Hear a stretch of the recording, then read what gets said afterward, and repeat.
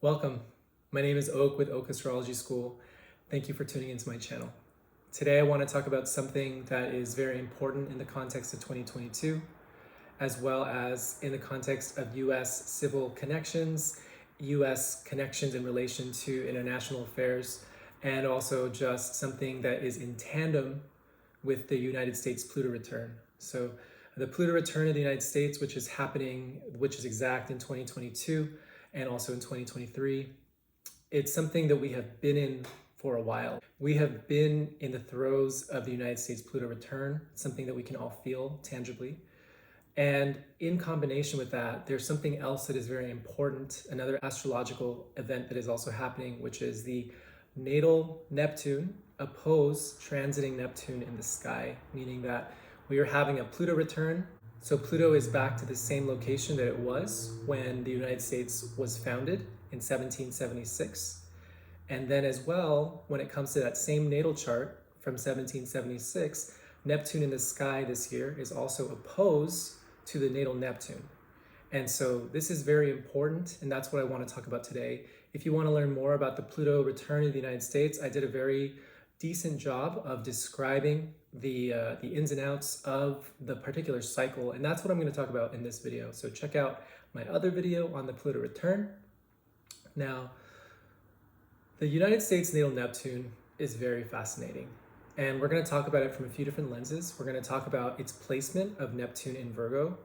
We're going to talk about it in the context of it being in the 9th house of the United States natal chart. Then we're also going to talk about the cycles upon which we can analyze the various critical points in the Neptune cycle, so we can understand how it's going to be occurring for us this particular year. And just, to be honest and just think about these particular cycles, the United States natal Neptune opposition is happening in 2022. It's exact in 2022. However, it's a buildup. There have been events that have been going on for the past few years that are also kind of alluding to that, and I'm sure that the effects of it will still kind of take place, and we'll see that with other critical points in the Neptune cycle. So I just wanted to start there. Now, Neptune is a planet that is associated with the highest ideals that someone is going to have. So we're going to think about spiritual ideals. We're going to think about the idealism. We're going to think about like the utmost expression of what someone really, really believes in. And so within that, there is a quality around altruism. We're also thinking about this in the context of the United States, so a country. And so that's going to have a lot to do with like maybe the vision of the country. And then in the context of like mundane astrology, it has a lot to do with inflation. So it can have a lot to do with like how it inflates certain ideals or even the economy. It's going to have a lot to do with things that are also unclear. So anxieties, panics, things that kind of will cause a stir within the collective. Like these outer planets, from Uranus, actually any of the outer planets, they are more of a collective consciousness. So we're also thinking about how Neptune influences art and music, and it influences even fashion, just all these things that are a collective ideal, but they're kind of things that bring us together. Like music brings us all together, art brings us all together, film brings us all together. We can have an experience, and it's not something particularly tangible, if that makes any sense. And so Neptune is very fascinating in the sense that in the United States natal chart is actually in the sign of Virgo. And these two archetypes have very, very opposite virtues, because Neptune at highest expression really is that spiritual interconnectivity that we're going to feel with all people. And those are the things that kind of join us together. They're the things that really make us feel in unity. And so in the sign of Virgo in the United States chart, Virgo is a sign that is most associated with kind of binary thinking, wrong and right. This is appropriate, this is inappropriate. There's a strong sense of discernment. There's a strong sense of judgment. There's a criticality. When we're thinking about the ways in which we relate spiritually, there is less of a critical thinking process, and there's more of a deep sense of acceptance. Virgo has a very difficult time accepting, because when we're thinking in a binary, we tend to kind of take sides. So interestingly, this Neptune, when you're using the Sibley chart, which is one of the particular charts that is used for the United States, it is situated in the ninth house of foreign affairs, of also spiritual or political beliefs. So there's something very interesting about this Neptune in Virgo in the ninth house, because when you put it all together, it really alludes to the American dream. The American dream, this thing that is this ideal that people from all over the world kind of flock to the United States to have this kind of idyllic lifestyle. And so it's interesting, as we're going to be having the Neptune opposition to the United States natal Neptune, I'm sure that all of us are kind of questioning, what is the American dream? I've thought it so many times in the past few years, ever since Trump was elected. And so, in some ways, we will talk about that when we kind of explore the Neptune cycles, but it's like, in some ways, Trump's presidency really had us question, what is the American dream?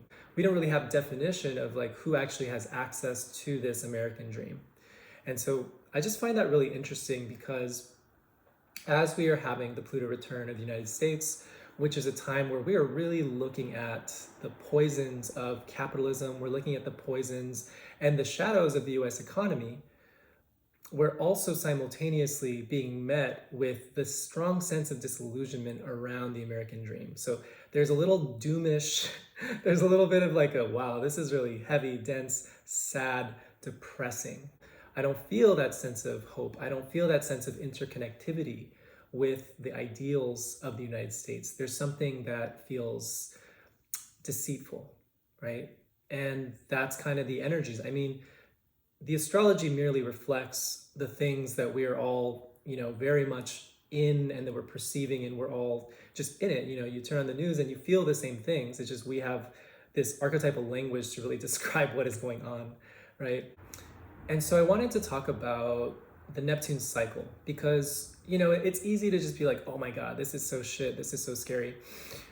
And also, knowledge and the wisdom of this tradition, the wisdom of astrology, helps to organize history so that we are very much aware of what is happening, what has previously happened, and we can just really have a good ideology around, what can we predict that is rooted in data?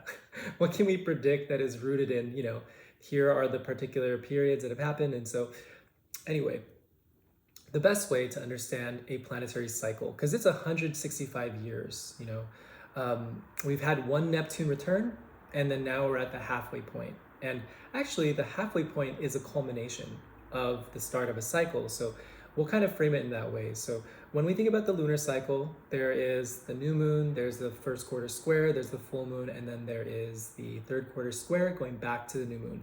We will use that same method of looking at the Neptune cycle, right? The first Neptune cycle starts at 1776 at the signing of the Declaration of Independence. And then the first quarter square is 1817. The opposition point of that first Neptune cycle is going to be 1856. And then the third quarter square is 1899, going back to the Neptune return at 1940. Okay? And so I wanted to talk about this first cycle, because this particular first cycle has a lot to do with some really intense wars. Actually, all of the Neptune critical periods in the cycle are related to some of the most expensive wars in US history. And basically, the start of the United States, 1776, is, that's the American Revolution. So we started off with war. The first quarter square in 1817 was the first Seminole War. The full moon, the opposition point in 1856 was the third Seminole War. So there was 3 Seminole Wars, and also that was the period where we were trying to unify the United States with the railroad system. The debate around establishing the railroad system was a contributing factor to the Civil War. And then in 1899 was the Philippines-American War, as well as the Spanish-American War. Every Neptune cycle, every critical point in the Neptune cycle has related to a particular war. Um, the first two critical points, right? The first Seminole War in 1817 and the third Seminole War in 1856, those have everything to do with the expansion of US territory. What that meant is that they were pushing out the indigenous folks and just stealing the land, basically. And so they were really fighting tooth and nail to keep their stolen land and pushing out natives, and basically leading up to the opposition point in 1856 was when they also started having forced native reservation camps. Those first two parts of the Neptune cycle, right? 1817, the first Seminole War, 1856, the third Seminole War, those were that entire series of wars were some of the most expensive wars in US history. And interestingly, like the Seminole War was a combination of like a mixture of displaced indigenous folks as well as slaves that had run away. They were living together and protecting themselves and then fighting against the colonizers, basically. And then when we get to the third quarter square in 1899, which is the Spanish-American War and the Philippines-American War, all those wars resulted in the acquisition of Guam, Hawaii, the Philippines, and a lot of it really was also to flex on Spain, who was also kind of like losing its power by that time. They were kind of becoming less and less of a powerful empire. And so all of that is just very indicative of the United States expanding its territory. That was, all of the 19th century was pretty much about that. But you can see those critical points in the Neptune cycle. Now, at the Neptune return was 1940, which was, the start of World War II. And it's interesting because the United States was kind of in a space of neutrality, and they were kind of choosing not to, engage in the war, and they were staying out of it. But at that time, they were also selling weapons to specific countries as so long as they paid cash and they took care of their own shipping. And then they ended up kind of joining the war anyways, and then that led to atomic warfare. So once again, some of the most expensive and brutal wars definitely in United States history, some of it international history. But yeah, it's really, really intense when we look at it. And the reason why Neptune has such a quality associated with war in the United States chart is because Neptune is very square to Mars. And that Mars is very volatile in the United States natal chart. So now we're actually looking at a natal Neptune in the United States that will always be associated with Mars, which is weapons, which is militarization, which is war, right? Violence. There's something about when we think about the idea of the American dream, and then it being squared to Mars is the way in which the American mindset, the American psychology is also very much dedicated to a type of freedom that is also in some ways very assertive and pushy. And there's almost that type of arrogance that has disregard for other people's. So I think it's really interesting. I'm not a mundane astrologer that focuses purely on just world events. So a lot of my thoughts around it are going to be psychological because I do a lot of natal astrology.